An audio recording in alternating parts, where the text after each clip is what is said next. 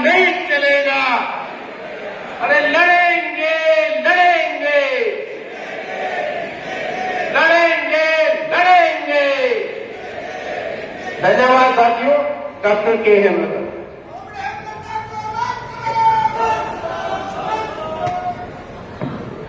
साथी अध्यक्ष, मंच पर बैठे हुए सीपीआईएम और सीपीआई के नेतागण और सीपीआईएम का राज्य सम्मेलन के अवसर पर इस आम सभा में उपस्थित सभी साथियों को मैं लाल सलाम देती हूँ।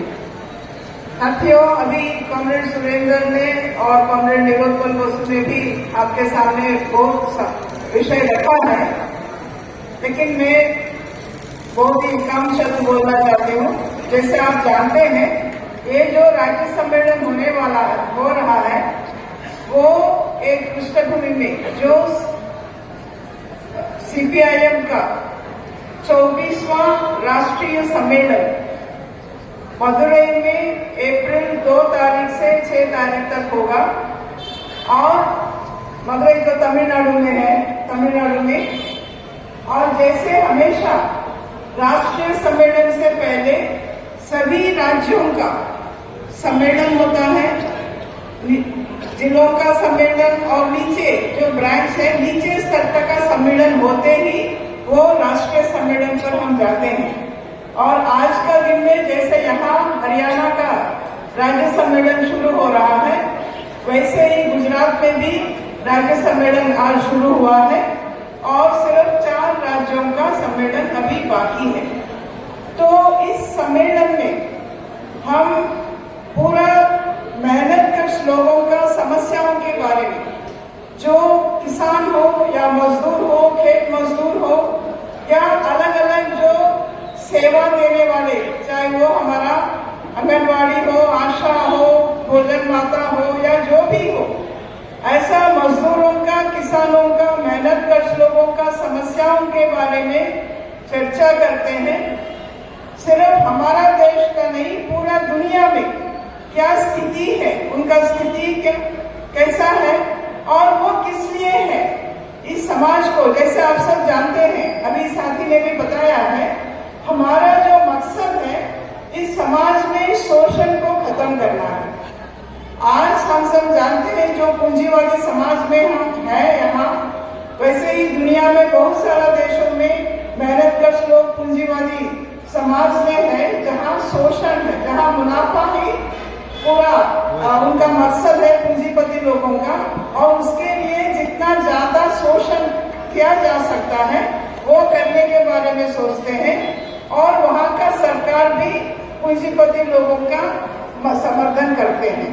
तो हमारा मकसद है, हम ये चाहते हैं कि ऐसा समाज को बदलना चाहिए और जो मेहनत लोगों का अपना अधिकार, अपना काम का, जो काम करने का अधिकार, काम का दाम मिलने का अधिकार, ये सारा जो अधिकार है वो उनका शिक्षा का, स्वास्थ्य का, घर का, सभी अधिकार उनको अधिकार के रूप में मिलना चाहिए। कोई ऐसा दया से कोई दे देगा, ऐसा नहीं।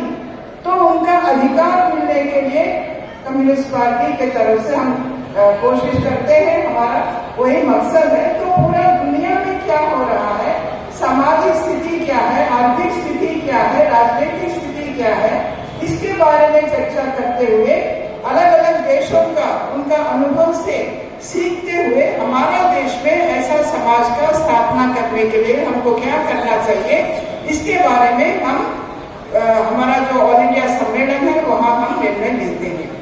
पिछला सम्मेलन में हम जो निर्णय लिया था 3 साल पहले कन्नूर में 23वां सम्मेलन हुआ था, राष्ट्रीय सम्मेलन, वहाँ हमारा देश का स्थिति को ध्यान में रखते हुए हमने ये निर्णय लिया कि हमारा देश में अगर मेहनतकश लोगों का समस्याओं का हल करना है, उनका अधिकार का उनको मिलना चाहिए, हमारा जो धर्मनिरपेक्ष समाज है, हमारा जो डेमोक्रेटिक राइट्स है, अधिकार है, वो सारे को बचाना है, तो हमारा देश में बीजेपी को हराना चाहिए और हमारा पार्टी को मजबूत करना चाहिए, वामपंथी एकता को मजबूत करना चाहिए और बीजेपी का इन नीतियों के खिलाफ जो भी ताकतें हैं, सबको मिलाकर हमको संघर्ष को तेज करना चाहिए।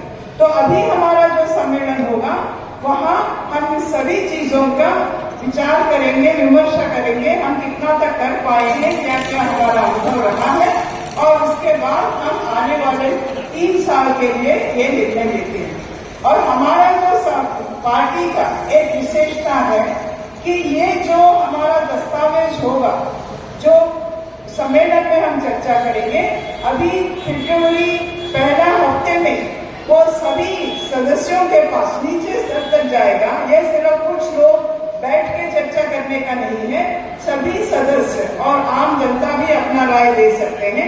सदस्य अपना चर्चा करके अपना राय देंगे, उस सभी को ध्यान में रखते हुए हम अंतिम ड्राफ्ट हम अडॉप्ट करेंगे, जो हमारा दिशा निर्देशन आने वाले दिनों में करेंगे। तो ये बहुत ही महत्वपूर्ण, ये सिर्फ हमारा पार्टी के लिए नहीं है, ये हमारा देश के लिए, देश का मेहनतकश लोगों के लिए हमारा सम्मेलन बहुत ही महत्वपूर्ण है। जैसे साथी ने बताया है, अभी हम बहुत ही गंभीर स्थिति में है, जो सत्ता में है, खास करके पिछले 10 साल से जो बीजेपी का नेतृत्व में, मोदी का नेतृत्व में जो सरकार चल रहा है, अभी लोकसभा चुनाव में उनका थोड़ा कमजोर हो गया है, सीट उनका कम हो गया है, और अभी पूरा निर्भर है वो अपना जो मदद करने वाला पार्टी है, चाहे जेडीयू, टीडीपी, ऐसा पार्टियों का ऊपर। तो लोगों का कुछ उम्मीद था कि इनका रास्ता थोड़ा बदल सकता है, लेकिन अभी हम जो देख रहे हैं, रास्ता कुछ भी बदला नहीं है। वही उदारीकरण नीति वो लागू कर रहे हैं। बड़ा बड़ा पूंजीपति लोगों का, अदानी, अंबानी जैसा जो बड़ा बड़ा पूंजीपति लोग हैं, और सिर्फ हमारा देश का ही नहीं, विदेश का भी जो बड़ा बड़ा पूंजीपति लोग हैं, उनका मुनाफा बढ़ाने के लिए हमारा देश का जो लोग हैं, जो आम जनता है, उनको वोट देके वहां भेजा है, उनका ऊपर बोझ डाल रहे हैं, उनका ऊपर टैक्स बढ़ा रहे हैं, उनका अधिकार को छीनने का कोशिश कर रहे हैं। ऐसे तो हमारा अभी देख रहे हैं आप, किसान जो है अभी भी पंजाब में लड़ रहे हैं, संयुक्त किसान मोर्चा के नेतृत्व में। अभी उन्होंने तय किया कि सब इकट्ठा होकर फिर से उनका लड़ाई को तेज करेंगे। ऐसे ही हमारा देश का जो ट्रेड यूनियन है, हमारा मजदूर संगठन है, 10 मजदूर संगठन मिलके एक मंच बना के वो भी लड़ रहे हैं। उनका भी मीटिंग अभी हुआ है, उन्होंने भी तय किया कि अगर ये सरकार उसी नीति से आगे बढ़ेंगे तो हम आने वाले दिनों में एक बहुत बड़ा हड़ताल करने का निर्णय लिया है। एक तो लेबर कोड के बारे में आप जानते हैं, लेबर कोड का मकसद सिर्फ मजदूरों का अधिकार को छीनना है, उनका संगठन बनाने का अधिकार, संघर्ष में जाने का अधिकार, हड़ताल करने का अधिकार। ये जो बुनियादी अधिकार है वो सारा छीन के बड़ा बड़ा पूंजीपति लोगों का मुनाफा बढ़ाने के लिए जो कर रहे हैं। अगर लेबर कोड लागू होगा, नोटिफाई करेंगे, तो तुरंत मजदूर वर्ग हमारा देश का बहुत बड़ा आंदोलन में जाएंगे और हड़ताल भी करेंगे, ये निर्णय। लेकिन हमको ये भी देखना पड़ेगा कि ये जो हम संघर्ष कर रहे हैं, हम तो संघर्ष कर रहे हैं, सड़क पे आते हैं, बहुत ये सामना करते हुए, दमन को सामना करते हुए भी हम संघर्ष करते हैं, लेकिन उसके बाद जब चुनाव आता है, वही पार्टी सत्ता में आते हैं और वही नीति लागू होता है। तो इसीलिए हमको इस नीति के बारे में भी समझना पड़ेगा, इस नीति को बदलने के लिए भी हमको संघर्ष को तेज करना पड़ेगा। और आज जो बीजेपी सरकार है, उसके पीछे जो आरएसएस है, वो हिंदुत्व नाम पर इस समाज में अपना तोड़ना, हमारा जो जनता का, मेहनतकश लोगों का एकता को तोड़ना चाहते हैं। एक फांसीवादी सोच का एक आरएसएस है और उसका पार्टी है बीजेपी। तो समाज को धर्म के नाम पर बांटने का, जात के नाम पर बांटने का, भाषा के नाम पर बांटने का, जगह के नाम पर बांटने का, ताकि हमारा एकता टूट जाए, हमारा संघर्ष कमजोर हो जाए और जो बड़ा बड़ा पूंजीपति लोग हैं वो अपना मुनाफा, अपना शोषण वो लाभ रख सकते हैं। तो ये बात को हमको समझना पड़ेगा। तो हमारा जो रोजाना मांग है, उसके लिए लड़ते लड़ते हुए हमको नीति को बदलने के लिए भी हमको लड़ना पड़ेगा और हमारा एकता को मजबूत करना पड़ेगा।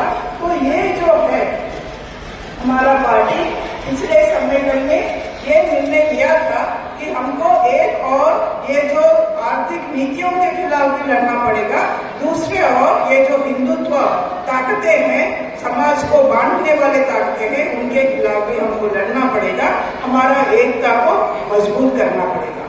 तो मैं आशा करूंगी हरियाणा के स्तर पर आपने इस निर्णय को लागू करने के लिए हरियाणा में आपने क्या क्या किया है, उसमें कैसा अनुभव आपको मिला है, उससे सीखते हुए आने वाले दिनों में हरियाणा में एक मजबूत पार्टी बनाने के लिए ये राज्य सम्मेलन से आप निर्णय लेंगे, ताकि पूरा देश में जो सम्मेलन ऑल इंडिया सम्मेलन होगा मदुरई में, वहाँ आप सारा राज्यों का अनुभव को ध्यान में रखते हुए हम नीति बनाएंगे और जो भी नीति वहाँ तय होगा उसको लागू करने के लिए हरियाणा में भी आप सब प्रयास करेंगे।